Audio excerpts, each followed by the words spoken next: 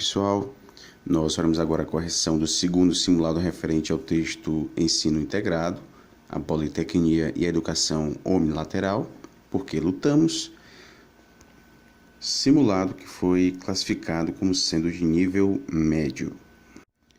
Só relembrando, nós temos aqui três termos muito importantes: ensino integrado, politecnia e educação omnilateral, né?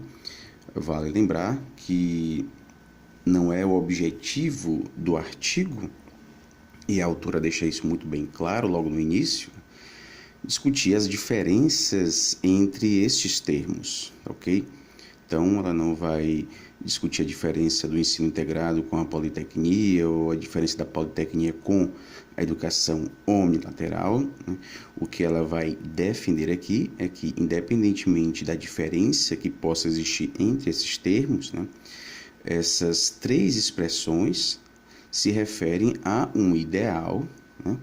E esse ideal é o foco da luta, né, por aqueles que buscam uma educação pautada no combate à divisão social, né, a divisão social do trabalho, pautada também no combate à dicotomia existente no campo educacional, né, uma educação para os ricos e uma educação para os pobres, educação voltada para a prática manual e outra educação voltada para o aspecto intelectual, né, o aspecto da própria ciência, né?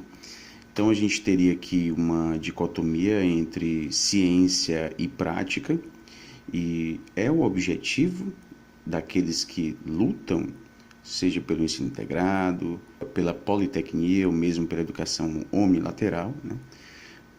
Esses defensores lutam por uma educação que não faça essa divisão, né?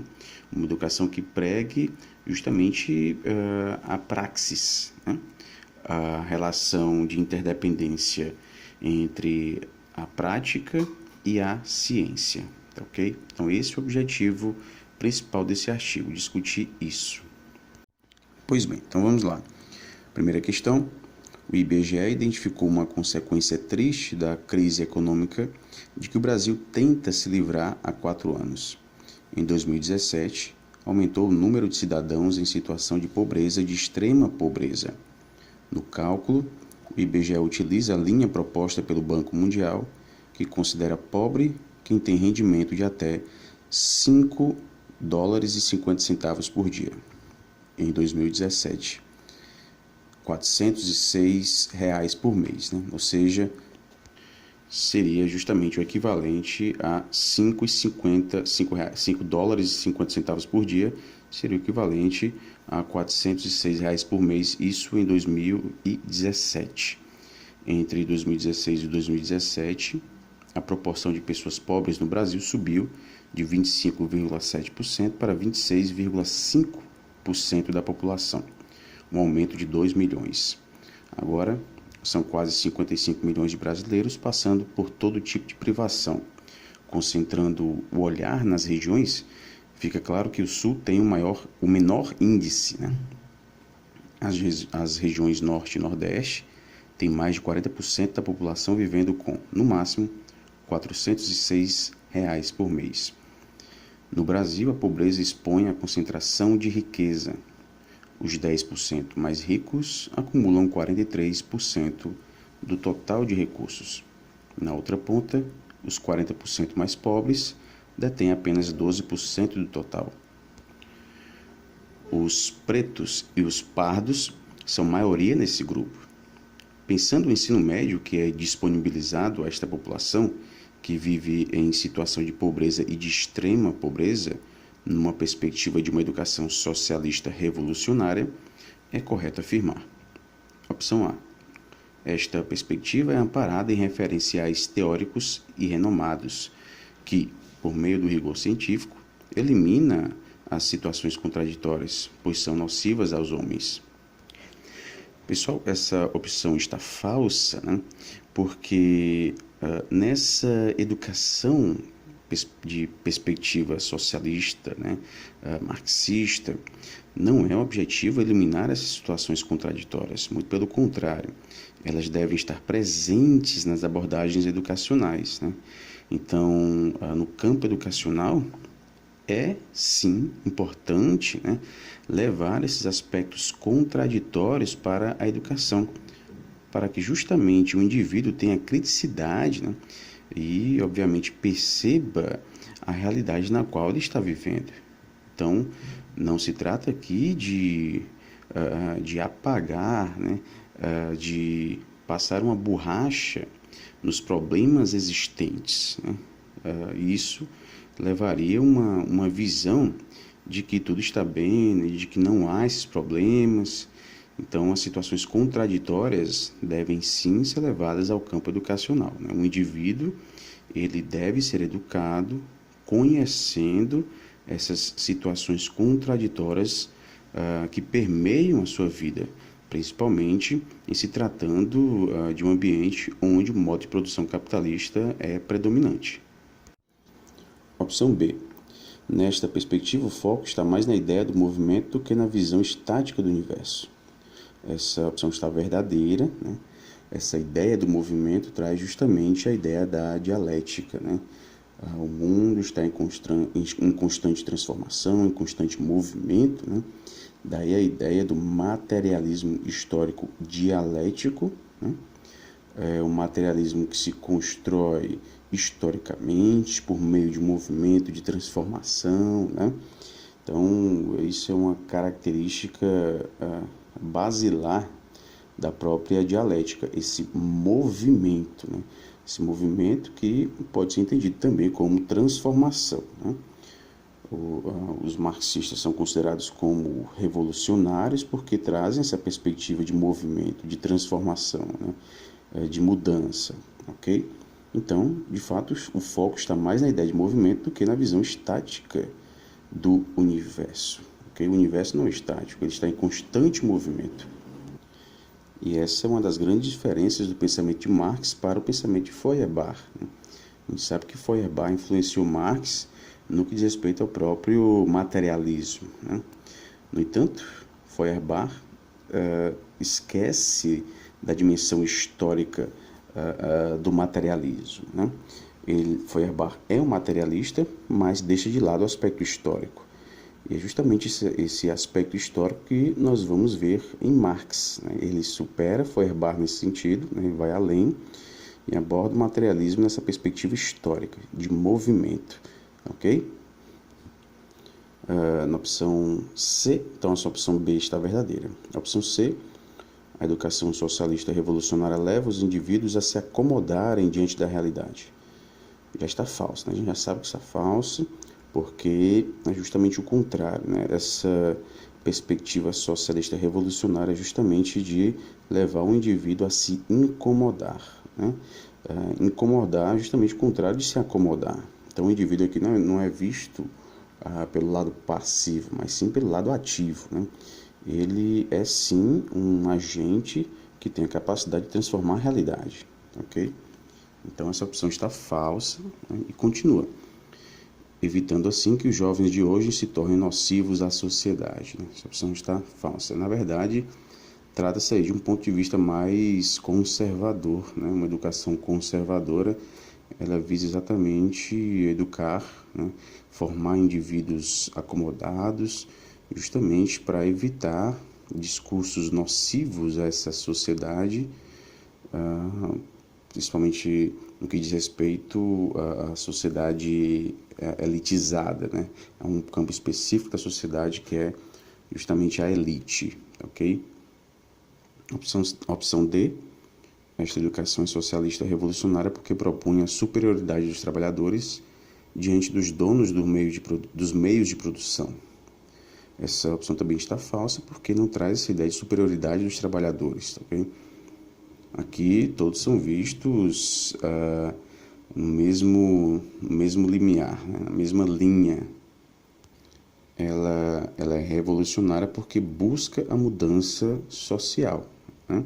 Mudança dessa atual situação de submissão dos trabalhadores.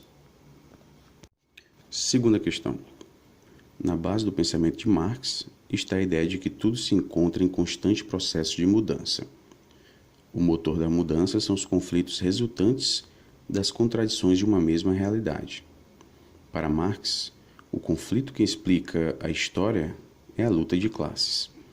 Segundo o filósofo, as sociedades se estruturam de modo a promover os interesses da classe economicamente dominante.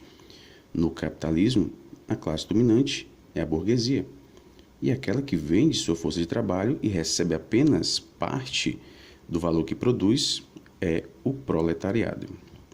Dentre as mudanças propostas por Marx e Engels, é correto afirmar: opção A. A mudança em direção à exclusão da luta de classes é a eliminação da divisão social do trabalho. Até aqui tudo bem, está correto, né?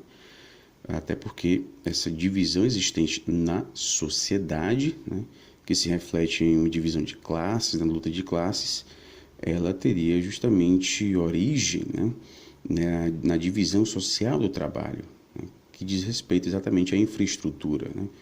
Então, se há uma divisão social do trabalho, isso vai se refletir na própria sociedade, né, com a criação de classes.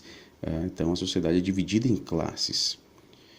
Esta divisão faz com que o trabalhador se distancie do produto do seu trabalho, tornando-se alheio a ele. Está correta essa opção, né? Essa divisão que ocorre no trabalho faz com que este trabalhador tenha cada vez menos a visão do todo, né? É como se ele fosse se distanciando da compreensão do produto que ele está produzindo, né? Até porque ele é apenas uma parte dessa linha de produção, né? Ele é responsável apenas por uma parcela da produção desse produto. E ao perder essa dimensão do todo, né, ele vai perdendo a compreensão do próprio produto, né? E ao produzir esse produto, né, a partir do momento que esse produto sai das mãos desse trabalhador, esse produto se torna alheio a ele, não pertence a esse trabalhador, é algo estranho a ele, né? Mas nesse produto nós temos a presença do trabalho objetivo do trabalhador, né?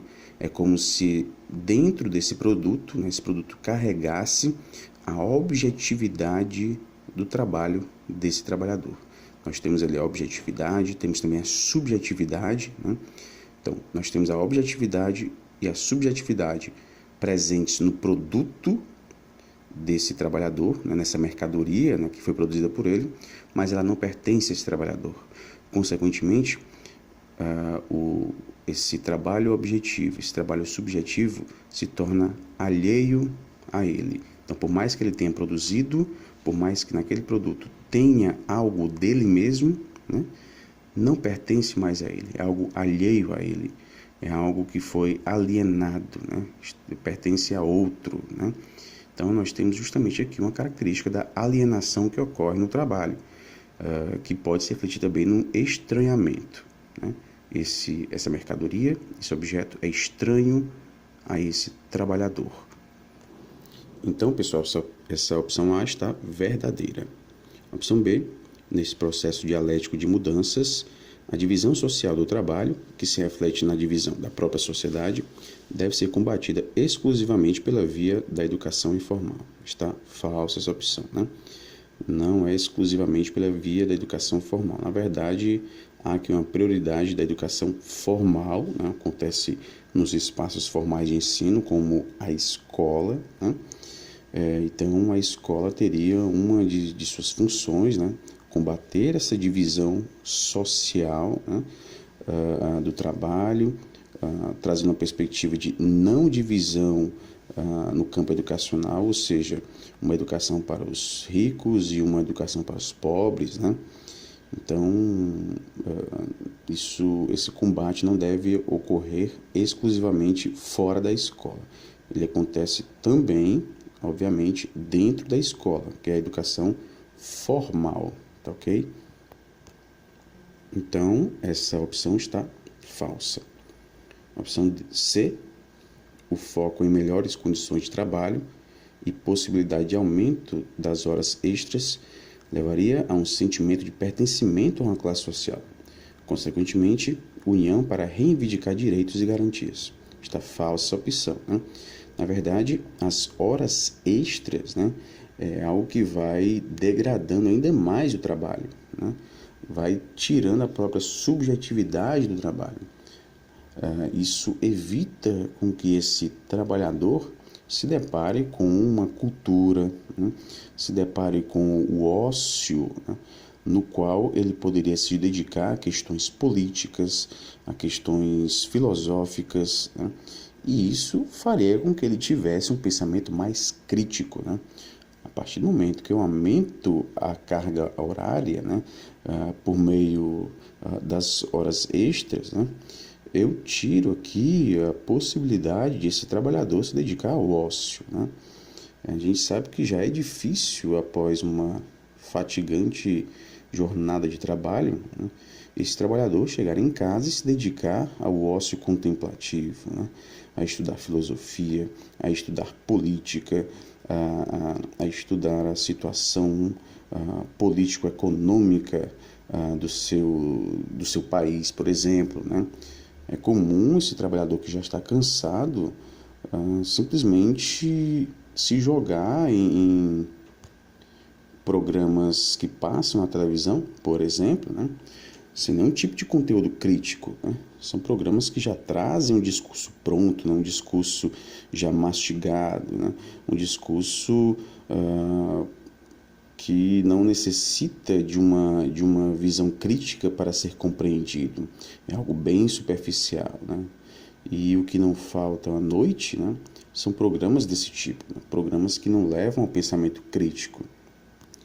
E isso é um exemplo, né, de como a ideologia da classe dominante também se faz presente até mesmo no momento de lazer do trabalhador. É como se a exploração ela não ocorresse apenas na jornada de trabalho, ela ocorresse também, né, fora da jornada de trabalho, por meio de programas como esses, né, que transmitem um discurso que é assimilado facilmente por essa classe trabalhadora, um discurso de acomodação, um discurso de pacificação, um discurso que faz com que essa classe trabalhadora não se sinta enquanto classe, e não se sentindo enquanto classe, não há a perspectiva de união, né, para lutar pelos seus direitos, né? E também essa classe trabalhadora é explorada nesse momento em que não está trabalhando, né, fora da jornada de trabalho, ao se deparar com programas que fazem com que ele consuma discursos, programas ou publicidades que façam com que ele se sinta com a necessidade de adquirir determinados produtos, né? Então é como se ele também fosse manipulado, fosse explorado até mesmo em seu momento de lazer, né, ao ter de consumir todos esses discursos. E as horas extras, né, são vistas dessa forma, né, como uma continuação da própria exploração do trabalhador. Então, nessa perspectiva marxista, né, nós não temos de nenhuma forma a defesa das horas extras, ok? As horas extras fariam com que justamente esse sentimento de pertencimento a uma classe social ficasse mais distante ainda, ok? Então essa opção C está falsa. A opção D, uma educação crítica e unilateral deve ser visada sempre buscando se aproximar da ideologia dominante do momento, pois esta representa o ápice do conhecimento científico ao qual as condições materiais da sociedade chegaram. Essa opção está falsa, né, porque essa educação crítica e unilateral não se trata aqui de excluir de toda forma a ideologia dominante, né? Claro que ela é considerada sim, mas no ponto de vista de ser combatida, ok? E ela não é vista nesse sentido de ápice do conhecimento científico. Na verdade, o acesso ao conhecimento científico faz com que o indivíduo, né, ele seja menos influenciado pela ideologia dominante, porque o conhecimento científico levaria a esse indivíduo ter uma um referencial, né, que faria com que ele filtrasse os discursos que chegam até ele. Por isso que Marx vai pregar no campo educacional, né, o rigor científico, ok? Então, na educação deve haver sim o rigor científico. E quanto mais rigor científico existir, né, quanto mais próximo da ciência estiver esse indivíduo, né, menos propício ele vai estar de ser manipulado pela ideologia dominante. Porque, para Marx e Engels, né, a ideologia ela é vista no sentido negativo. Né? A ideologia ela é vista como um conjunto de representações, né, de discursos que vêm da própria elite, né? E esse conjunto de representações, de discursos, influencia as massas, né? Consequentemente, a consciência dessas massas, que é influenciada pela ideologia, né, vai proporcionar uma visão deturpada da realidade. Então, é como se as massas não tivessem acesso a essa realidade como ela é. Por quê? Porque a consciência ela já vem influenciada por essa ideologia, né? Então, essa ideologia não permite com que as massas vejam a realidade de uma forma crítica, né? Na verdade, a própria consciência das massas é uma consciência fabricada, né? É uma consciência que já vem pronta, é uma consciência alienada, né? Uma consciência alheia, produzida por outro, né? Não é uma consciência produzida pelo próprio indivíduo, né? Por isso que quando se diz que a consciência alienada é no sentido de a própria consciência não pertencer ao indivíduo, né? Não é dele, é de outro, né? Então essa opção ela está falsa, né? Porque justamente o conhecimento científico ele vai proporcionar uma visão crítica do indivíduo, né? Mas não nessa perspectiva de se aproximar da ideologia dominante, né? A ideologia dominante não é vista aqui como um ápice do conhecimento científico, ok? Ela, na verdade, ela vai de encontro a esse conhecimento científico. Ela diferentemente do conhecimento científico, ela faz com que o indivíduo veja a realidade de uma forma deturpada, né? De uma forma desviante, tá ok? Nossa opção D está falsa. Terceira questão. Considero que os educadores brasileiros marxistas, ao erguerem na atualidade a bandeira da politecnia, acenam semanticamente para uma posição teórica historicamente ultrapassada, que, entretanto, representou nos anos de 1990 o posicionamento majoritário desses educadores. Quem discordasse disso era considerado quase sempre alheio ao campo teórico marxista, ou, pelo menos, duvidava-se de sua plena ortodoxia. No entanto, o marxismo é um método de investigação que continuamente se renova e, por isso, amplia seus objetos de pesquisa, aprofunda seus conceitos e atualiza sua linguagem, sem prejuízo da ortodoxia metodológica, que foi retirado de trabalho e perspectivas de formação dos trabalhadores, para além da formação politécnica de Paulo Nuceler. Ao falar sobre a semântica da palavra politecnia, Maria Sciavata ressalta que seu uso e significado nos autores mais expressivos que dele trataram trazem o aspecto histórico do próprio termo. Há um sentido histórico que o termo politecnia adquiriu no Brasil, de acordo com as transformações socioeconômicas e políticas do país e as políticas educacionais que lhe deram sustentação. No que diz respeito à historicidade do termo politecnia, considerando-se o contexto brasileiro, é correto afirmar. Opção A. Este termo surge pela primeira vez nas discussões ocorridas nas 2 primeiras décadas dos anos 2000, em propostas de implementar a formação integrada entre educação profissional e ensino médio. Essa opção está falsa porque já nos anos 80 existia esse discurso, né, a favor da educação politécnica, né, do ensino politécnico. Então isso não surgiu apenas nos anos 2000, né? Isso já vem de antes, tá ok? Opção B, inclusão da educação moral e cívica, educação física, educação artística e programas de saúde como matérias obrigatórias do currículo, além do ensino religioso facultativo, proporcionaram a implantação de uma educação politécnica em 1971, seguindo os princípios socialistas, né? Essa opção está falsa porque, na verdade, foi o contrário, né? Em 1971, nós tivemos mudanças importantes, né? Nós já estamos aí no regime militar, né?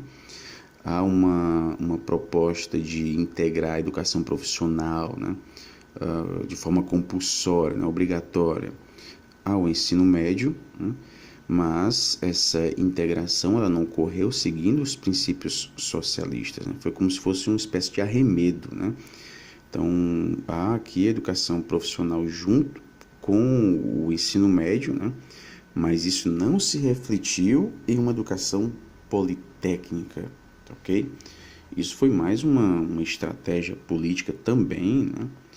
Para fazer com que menos jovens que estavam saindo do ensino médio, né, entrassem no ensino superior. Então, ao terem também essa formação profissional, eles já pudessem ingressar no mercado de trabalho, o que a gente sabe que também não é uma realidade, né? Terminar uma formação técnica, né, isso não é garantia de já entrar no mercado de trabalho.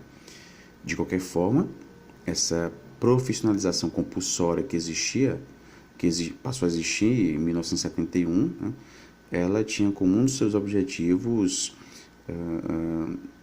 digamos, desmotivar alguns jovens a continuar os estudos no ensino superior. Até porque também não havia vagas no ensino superior público para todos, ok? Então essa opção está falsa. A Lei 5.692/71, que instituiu a terminalidade legal ao fim do segundo grau, com a obrigatoriedade de todos os alunos receberem formação profissional, não se refletiu em uma educação integral. Essa opção está corretíssima. É exatamente isso que a gente veio discutindo aqui, tá bom? Opção D, a educação integral nos moldes socialistas só será possível no Brasil a partir da década de 90, com investimento de capital estrangeiro no sistema educacional nacional. Essa opção está falsa, porque a educação integral nos moldes socialistas até hoje, isso não ocorreu, né?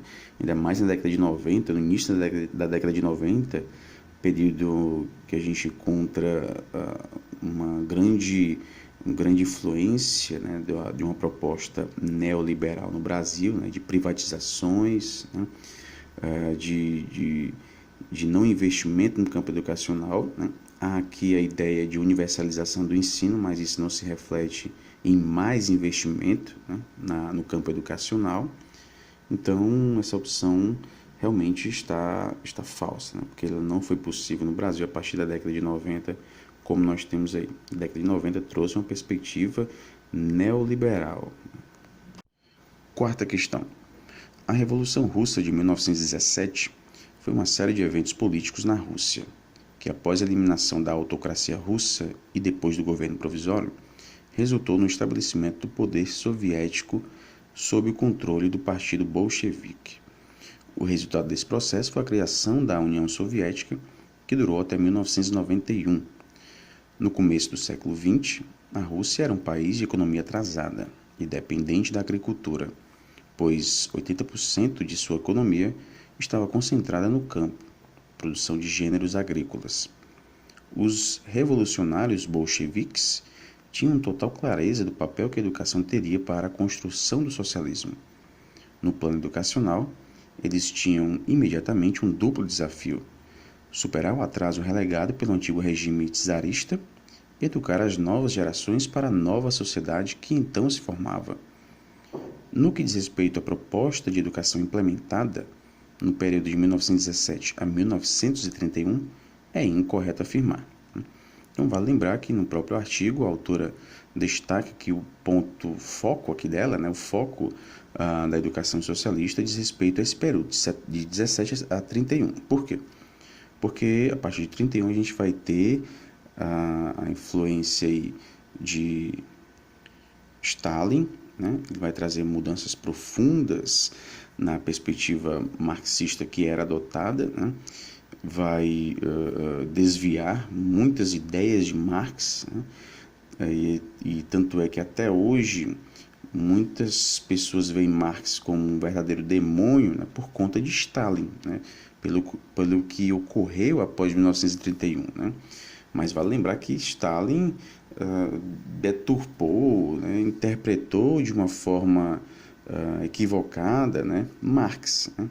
Então, infelizmente, Marx é associado a Stalin, ou Stalin é associado a Marx, né? Mas não de uma forma que deveria acontecer. Né? Isso não representa integralmente o pensamento de Marx. Mas, infelizmente, como a gente sabe, né, esse conhecimento mais profundo, né, pertence a uma pequena parcela da população que a gente tem no entendimento comum, né, é que, de fato, o que nós tivemos com Stalin seria a aplicação das ideias de Marx. Né? Essa é a ideia que fica, né, no senso comum, okay? Mas não foi isso que aconteceu. Tanto é que a autora utiliza esse período de 17 a 31, onde a gente tem influência de Lenin, né? E aqui, de fato, foi implementada uma educação que tinha as características mais próximas, né, com as características defendidas por Marx, apesar de Marx não ter escrito sistematicamente sobre educação. Né? Mas, pelo que se sabe, as propostas que foram implementadas aí se aproximam muito do que Marx propunha. Então, vamos lá. Então, nesse período de 17 a 31, é incorreto afirmar. Opção A. A educação tinha que estar relacionada com as tarefas da luta de classes, da construção do Estado operário e com o projeto comunista. As tarefas da educação eram impensáveis se afastadas das tarefas da política. Então, tinha que essa ideia de educação e política andando juntas, né? O velho ponto de vista burguês, que separava a instrução das tarefas políticas da luta de classes e da construção do socialismo, deveria ser radicalmente abandonado. Essa opção está verdadeira. Exatamente essas são características da educação desse período de 17 a 31. A gente pode citar aqui com grandes nomes, como Krupskaya, né? Trotsky também, Makarenko, né? São grandes nomes dessa época, o próprio Lenin, né, que influenciaram bastante esse período de 17 a 31. Opção B. Nesta educação não basta assimilar as máximas comunistas ou as conclusões da ciência comunista. Nesta perspectiva, cometerá um erro crasso quem pensar que se pode ser um comunista sem haver assimilado os conhecimentos acumulados pela humanidade e dos quais o próprio comunismo é consequência. Também está verdadeira. Né? É importante a gente ter em mente, pessoal, que era um pressuposto muito forte dessa época, uma ideia muito forte dessa época, e Lenin fazia questão de dizer que uma educação de viés comunista, ela de forma alguma deveria se basear apenas em textos comunistas. Ela tinha de ver também o outro lado. Né? Isso é algo óbvio, pessoal. Se você defende um ponto de vista, é interessante você também conhecer o outro ponto de vista, né? Para justamente fortalecer os seus argumentos contra ele. Então, Lenin fazia questão de dizer que não era para serem utilizados apenas materiais comunistas, né? Era de suma importância compreender também, né, a visão capitalista, a visão da divisão de classes, né, para saber exatamente e para compreender nessa contradição existente, ok? Então, era uma máxima comunista não se limitar, isso no campo educacional, né, não se limitar aos textos comunistas. Opção C. Além da democratização do conhecimento e da universalização do acesso à escola, os comunistas defendiam que ele não poderia seguir simplesmente encerrado nas escolas, permanecendo separado da vida agitada que ocorria na sociedade, né? Também está correta. Aqui nós temos uma característica do ensino significativo, né? Então, esse ensino deve ser significativo para aquela população. Em outras palavras, ele deve fazer relação com o que é importante para aquela sociedade, né? E isso só é possível se o ensino andar junto com as necessidades da sociedade, né? Se ele andar, se ele não estiver separado dessa vida agitada, como nós podemos ver aí na opção C, né? Então, essa opção está verdadeira porque o ensino ele não se baseia apenas nesse espaço formal de ensino, que é a escola, né? Ele deve ocorrer também fora dela, né? Extra-escola, tá bom? Opção D, buscou-se eliminar as heranças daquilo que de mais avançado que a escola burguesa produziu e fazê-la avançar para que pudesse cumprir as tarefas imediatas da revolução e das tarefas mediadas de construção do comunismo, construindo um novo sistema educativo, a Escola Única do Trabalho. Essa opção está falsa, pessoal, porque não se buscou eliminar essas heranças do que havia de mais avançado. Na verdade, o que havia de mais avançado que vinha da escola burguesa seria utilizado na educação, né? Então, não é descartar isso, não é eliminar essas heranças, é utilizar, né? Aproveitar o que já tinha disponível, né? o que havia de mais avançado na educação, ok? Então, se tiver alguma opção que traz essa ideia de que era uma característica, né, dessa ideia comunista no campo educacional, abolir as heranças daquilo que de mais avançado vinha da escola burguesa. Não, isso está falso, ok? Justamente o contrário. Era utilizado, né, era aproveitada essa herança da escola burguesa. Por isso, essa opção D está falsa. Quinta questão. Afinadas com os ideais da revolução, da superação das divisões de classes e do controle democrático dos trabalhadores sobre a produção e a vida social, as escolas soviéticas no período de 1917 a 1931 deveriam se organizar com tal finalidade. Essas escolas buscaram se organizar tendo o trabalho socialmente útil como seu guia central, como forma de criar a autodisciplina e a iniciativa individual e coletiva necessárias para a construção do socialismo, que só pode constituir sua economia, sua política e sua cultura com base na iniciativa criadora das massas. A escola torna-se única, ou seja, não apresenta caminhos distintos constrangidos pelas origens sociais e de classe dos estudantes, buscando romper com os privilégios de classe e os destinos que a velha sociedade guardava para os indivíduos, segundo sua origem. Todos, meninos e meninas, teriam a mesma educação baseada na auto-organização dos estudantes e na articulação entre as dimensões intelectuais, manuais e técnicas do trabalho, buscando assim romper com a forma capitalista da divisão social e hierárquica do trabalho e favorecendo o autogoverno. Na perspectiva educacional sinalizada nos dois parágrafos acima, pode-se afirmar que: opção A. Pelo trabalho social e produtivo e a auto-organização, queria-se valorizar o conhecimento de caráter livresco, buscando nos livros didáticos a disciplina e fonte de todo o conhecimento que seria utilizado na educação soviética. Essa opção está falsa porque o que havia justamente era o contrário, era a desvalorização desse caráter livresco, né? É como se o livro didático ele limitasse as possibilidades, né, do próprio ensino. Então, Krupskaya, por exemplo, criticava esse caráter livresco da educação, né? Era como se fosse algo que prendesse, né, que tirasse a liberdade do próprio ensino. Então, o que havia era a desvalorização desse caráter livresco, né? Era um ensino livre, né? Dessa limitação dos livros didáticos, tá ok? Então essa opção está falsa.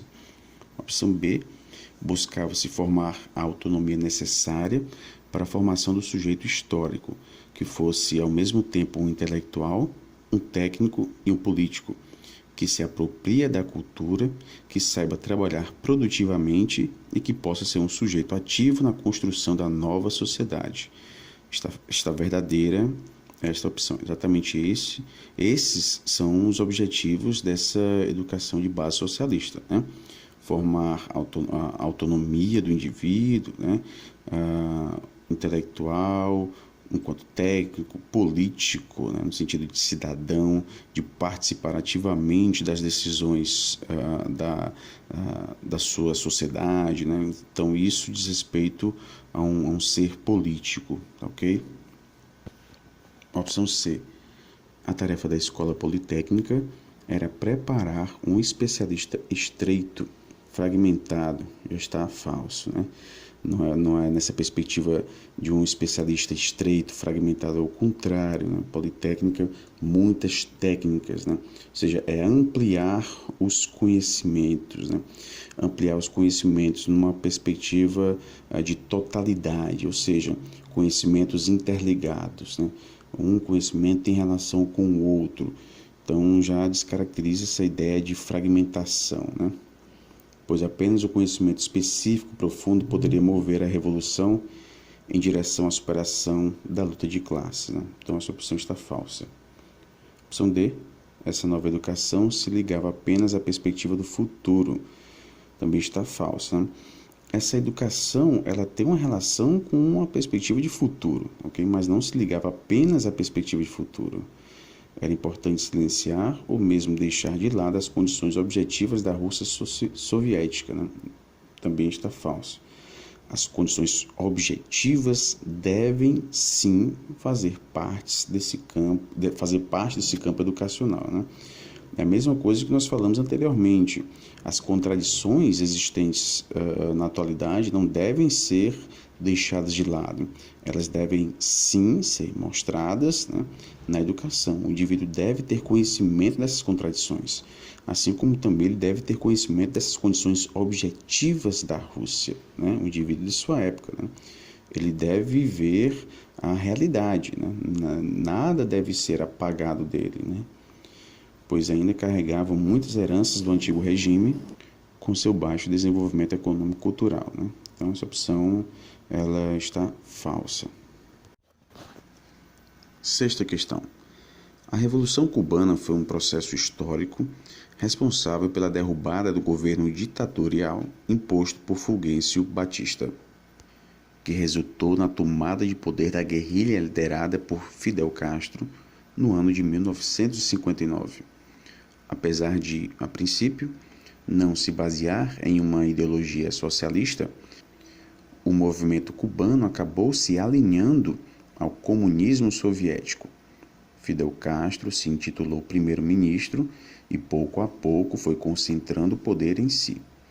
Algumas medidas iniciais do governo foram: realizou a reforma agrária, acabando com os grandes latifúndios existentes na ilha, e nacionalizou empresas estrangeiras, afetando diretamente os interesses dos Estados Unidos na ilha.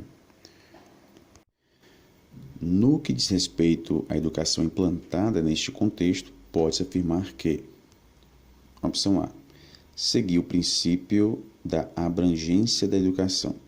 Se a educação é um direito que confere ao Estado ao povo, como justa aspiração da sociedade, o governo tem que garantir uma educação maciça que propicie o trânsito de todas as crianças, de jovens e adultos pelo sistema, o que significa que deve ser abrangente em todos os tipos de ensino e em todos os níveis de educação, sem exclusão, seja por idade, sexo, diferenças étnicas ou religiosas.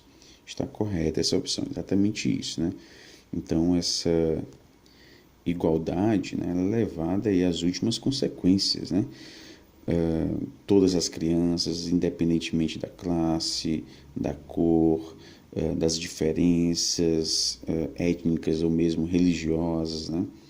Então, essa opção está falsa e ela representa exatamente a visão de educação, né, que teve justamente na implantação desse regime. A opção B tinha como princípio a igualdade de todos os cidadãos, não importando o sexo, havendo apenas a distinção de ocupações profissionais. Já está falso, não havia nenhuma distinção desse tipo, que eram direcionadas apenas a meninos filhos de militares, né? Está falsa a opção. A opção C, o ensino cubano é gratuito em todo o sistema e o Estado tem a responsabilidade de garantir aos professores as instalações educativas e as facilidades escolares necessárias para seu pleno desenvolvimento, excluindo apenas os estudos de pós-graduação. Está falsa. Os estudos de pós-graduação também, né, faziam parte dos incentivos do governo cubano, né? Então não havia nem essa diferenciação de pós-graduação, de graduação, isso no que diz respeito aos incentivos, às instalações, às facilidades, né, que o governo assumia em relação à educação. Opção D. A família, a comunidade e a sociedade, em seu conjunto, são estimulados a ter uma participação ativa em todos os aspectos relativos à educação como indivíduos. Aqui está correto, né? De fato, há essa participação ativa da família, comunidade, sociedade, né, na educação. Não é algo que vem exclusivamente do Estado, não, né? Mas também por meio de organizações sociais, profissionais e científicas, às quais pertencem, sendo as propostas de aperfeiçoamento dos planos e programas de estudo e capacitação de professores exclusivas dos ministros de Estado. Essa opção está falsa. Por quê? Porque até mesmo as propostas de aperfeiçoamento dos planos e programas de estudos, né, isso também fazia parte das discussões com a família, com a sociedade, na comunidade, né? Capacitação de professores também era alvo, né, de discussões entre a família, ou seja, todo o campo educacional, né, todo o campo educacional era discutido por esses setores, né? Família, comunidade, sociedade. Um pouco parecido com o que nós temos hoje, né, com a participação democrática na educação, né? Só que, como nós podemos ver nessa opção D aí, né, a participação era muito mais ampla, né? Agora, o que torna essa opção D é o fato de que, até mesmo nas propostas de aperfeiçoamento dos planos e programas de estudo, isso também fazia parte das discussões, não era algo exclusivo dos ministros de Estado. Sétima questão. Não há no país nem mesmo meninos de rua. Os órfãos, filhos de pessoas com deficiências mentais ou de pessoas presas, vivem em instituições que lhes garantem alimentação, assistência médica e educação, incluindo os estudos superiores. Mas eles não são exceção, já que 100% das crianças e adolescentes cubanos frequentam a escola, que é obrigatória por 9 anos e segue sem custar um centavo até o nível universitário, onde até mesmo os livros são gratuitos. A lei cubana obriga os pais a enviarem seus filhos à escola. Se for considerado que esse direito da criança foi violado, a pena para eles pode ser até mesmo a perda da guarda do menor e outras medidas judiciais. Nenhuma criança fica de fora da rede educacional. Os cerca de 60 mil menores de idade, com limitações físicas ou psíquicas da ilha, frequentam escolas especiais, onde, além de aulas, recebem tratamento fisioterápico e atendimento psicológico, uma combinação que permite com que eles desenvolvam ao máximo suas habilidades.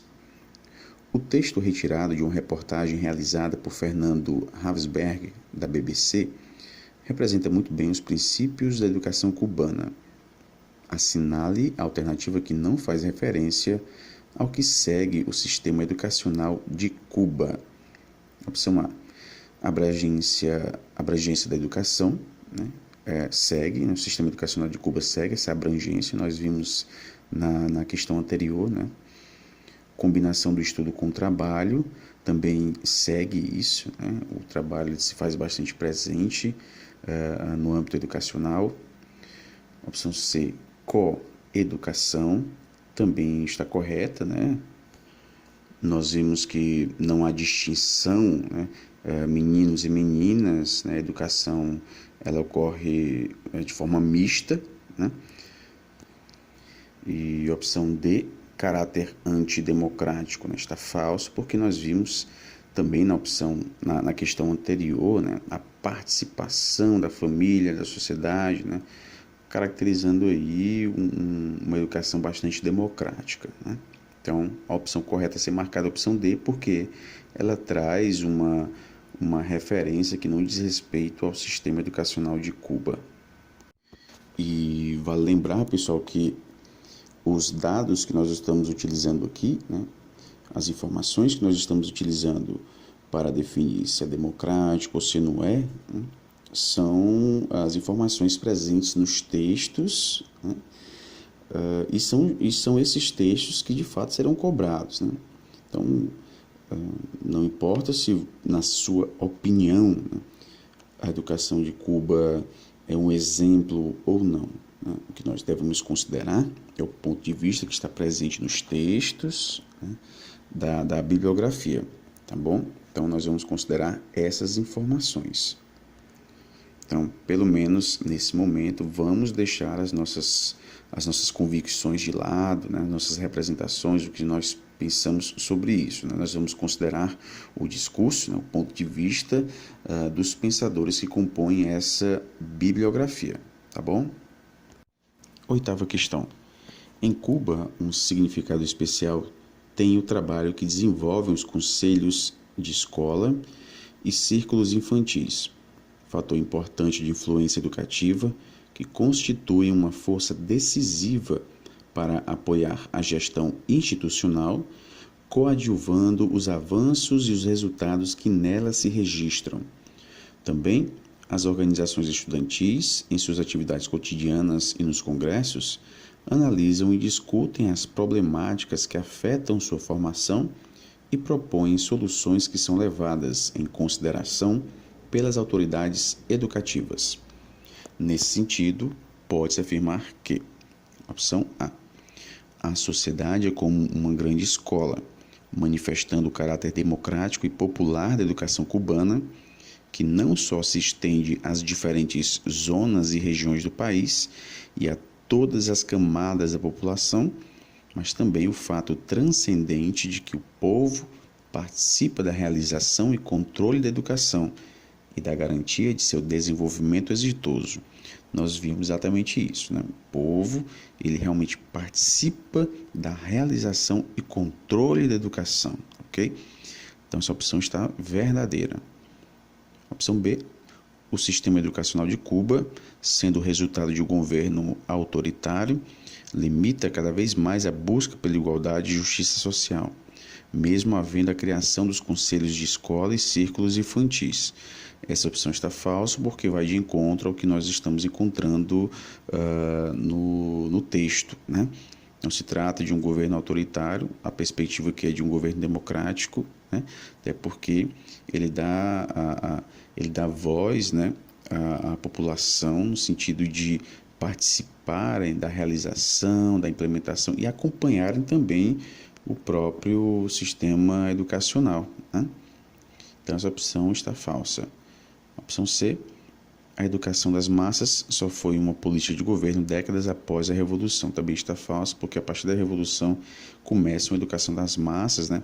E uma das prioridades era justamente alfabetizar todo mundo, né? Alfabetizar as massas, né? Então, isso não foi uma política décadas depois da Revolução, ok? Já foi algo que começou a ser implementado com a Revolução. A partir da década de 1980, surgiram propostas de uma educação democrática com foco na alfabetização das classes mais pobres da sociedade, né? Está falso porque não foi a partir da década de 80, foi a partir da Revolução. Okay? Então, com a Revolução, surgiram essas propostas de educação democrática com foco na alfabetização das classes mais pobres da sociedade. Opção D. A democratização da educação em Cuba só foi possível com a proibição da vinda de professores de outros países. Tá falso, né? Não houve essa proibição, ok? Até porque com a Revolução houve a vinda, né? Ou na verdade a ida, né? De professores de outros países para Cuba, né? Assim, a educação pôde girar em torno de questões mais significativas ao povo cubano, sem a presença da ideologia capitalista estrangeira, né? Essa opção está falsa porque com a Revolução houve aí o incentivo à ida de professores estrangeiros a Cuba. Nona questão. A chamada transição do feudalismo para o capitalismo, ou do sistema econômico feudal para o sistema econômico capitalista, começou no período da Baixa Idade Média, especificamente a partir do século XIV. Entretanto, a expressão transição supõe um processo de continuidade progressiva, como se não houvesse nesse período processos complexos de avanço e retrocesso econômico, tanto no campo quanto na cidade medieval. Mas o fato é que o sistema feudal entrou em profunda crise no século XIV, em razão de fatores como a ascensão da burguesia nas cidades medievais, que passaram a ter uma intensa movimentação comercial nesse período. A crise no campo, as revoltas camponesas, a peste negra, entre outros. Essa crise forçou tanto os senhores feudais quanto os burgueses, que estavam em ascensão, a traçarem estratégias de desenvolvimento de suas estruturas econômicas. As características verificadas nessa transição, como a continuidade de algumas características do regime velho no novo, são abordadas por Maria Schiavata ao falar de uma proposta de transição do sistema educacional implementado nos países socialistas para países capitalistas, como o Brasil. Dentre as complexidades relatadas pela pesquisadora nesse processo de implantação de uma educação de cunho socialista, pode-se afirmar que, né? Então ela vai falar exatamente dessa transição, né? Obviamente, implementar uma educação socialista em um país capitalista, isso não ocorre de uma hora para outra, né? Existe um processo de transição, né? E nesse processo de transição, o velho, né? Ele vai permanecendo também, até porque a gente não tem uma ruptura total, né? Então, um dos pontos abordados por ela nesse texto é exatamente essa transição. E na transição, o velho, ele vai permanecendo nesse movimento, né? Ele não acaba do nada. Opção A, no Brasil, as condições de vida são adversas a esta implantação, né? Até porque nós vivemos num modo de produção capitalista, né? Temos uma educação bastante crítica, né? E esses fatores são condições adversas a uma implantação de educação de cunho socialista. Só pelo fato de nós termos um modo de produção capitalista, isso já é um grande empecilho, né? Uma grande dificuldade gerada para isso. As relações de trabalho são dominadas pelo poder hegemônico do capital. A educação não está universalizada em acesso e em qualidade para toda a população, né? Essa opção está verdadeira e, de fato, nós temos aqui pontos críticos, né?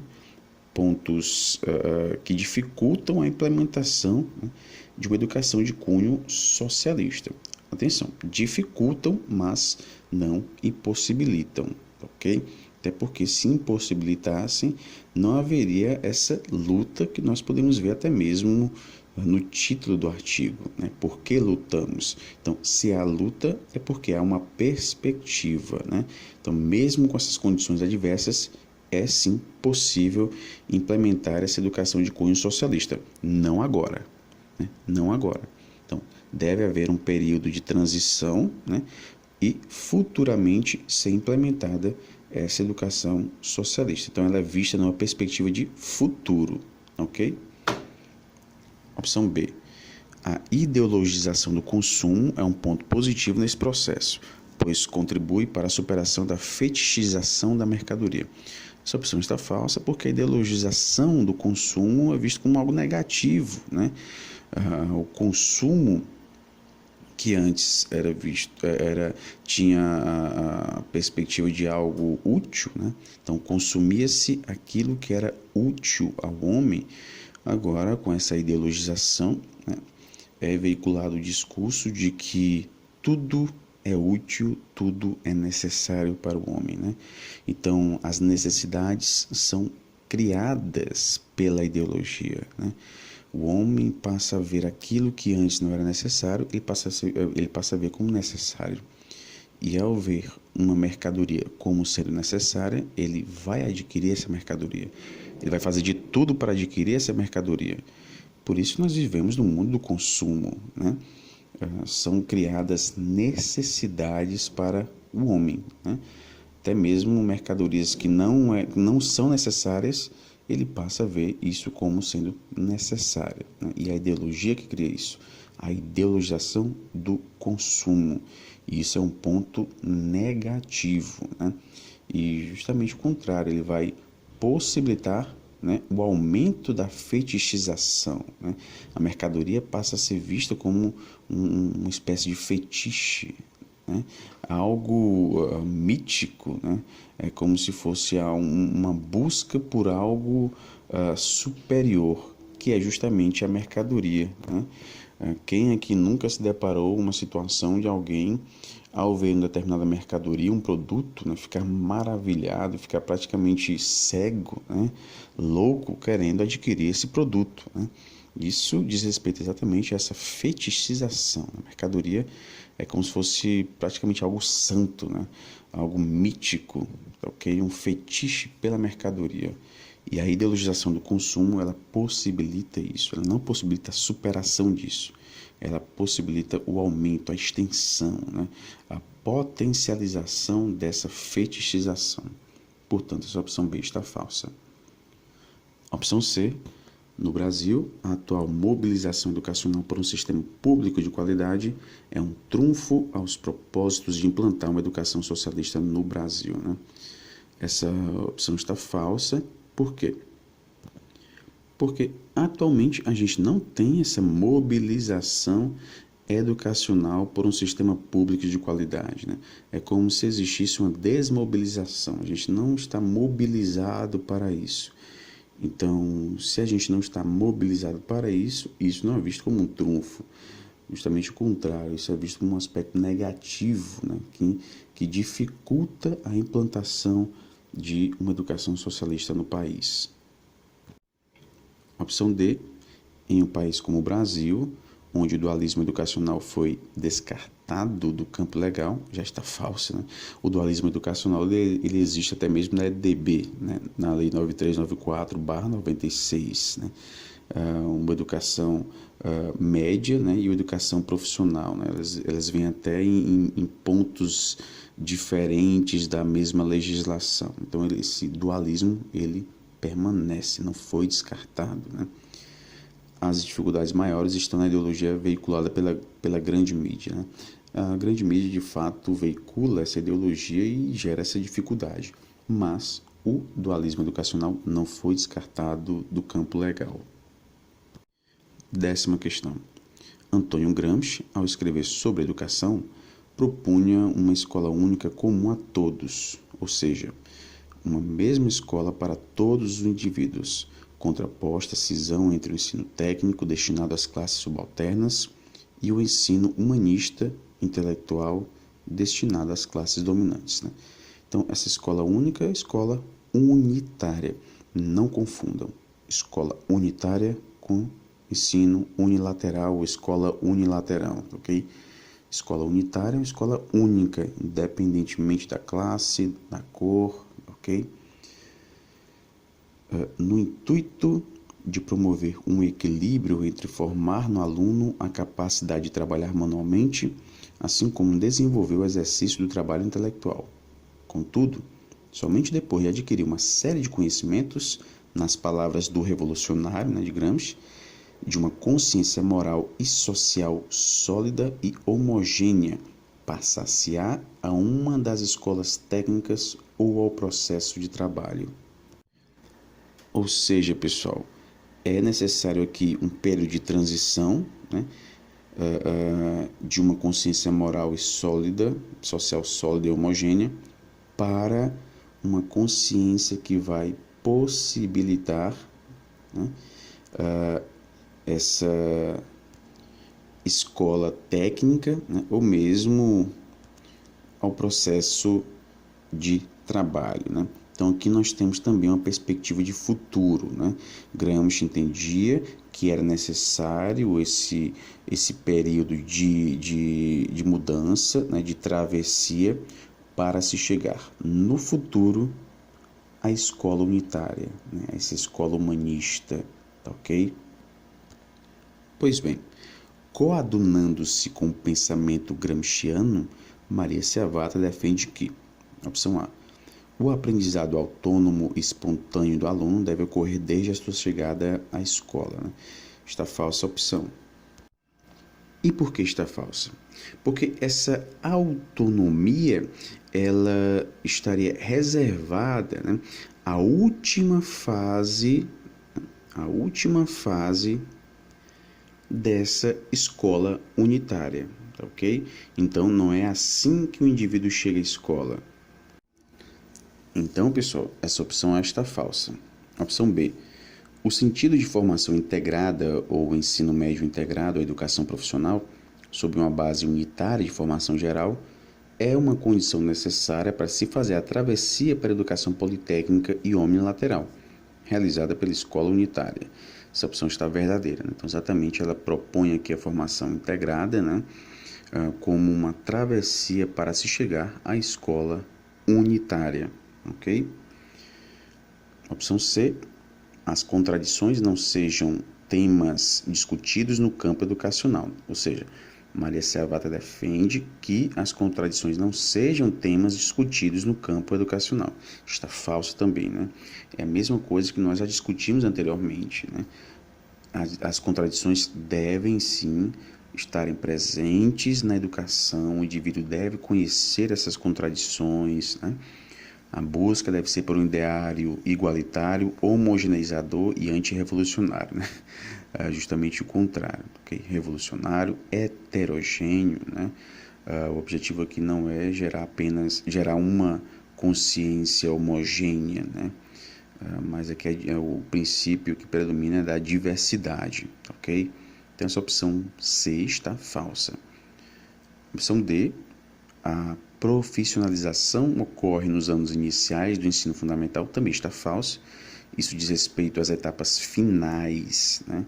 Então, Gramsci defendia isso, que a profissionalização deveria estar presente nos anos finais do ensino e não no início, né? Porque isso diz respeito a uma maturidade do indivíduo. Então, no início, o indivíduo não estaria maduro para abordar essa questão da profissionalização, né?